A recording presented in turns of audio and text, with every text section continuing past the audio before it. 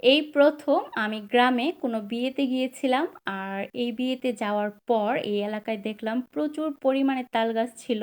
যেহেতু তাল গাছ অনেক বেশি, এর জন্য ফলনটাও খুব বেশি ছিল। এই বিয়েটা ছিল মির্জাপুরে। এরপর এত এত তাল গাছ দেখার পর আমাদের সবারই খাওয়ার লোভ জাগে।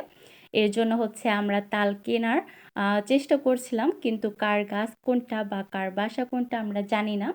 এর জন্য এই ভাইয়াটাকে ডেকে বললাম যে আমাদেরকে তালের ব্যবস্থা করে দেওয়ার জন্য। আর উনি হচ্ছে এই তালগুলি আমাদেরকে 60 টাকা দিয়ে কিনে দেয়। মানে সবগুলা তাল হচ্ছে 60 টাকা। আর ওই জায়গাতে হচ্ছে একটা তাল 1 টাকা পিস বিক্রি হয়, যেটা আমাদের সাভারে হচ্ছে 30 থেকে 40 টাকা পর্যন্ত বিক্রি হয়ে থাকে। আর এই তালের শাঁসটা খুবই নরম এবং কচি ছিল, যার জন্য খেতেও খুবই মজার ছিল।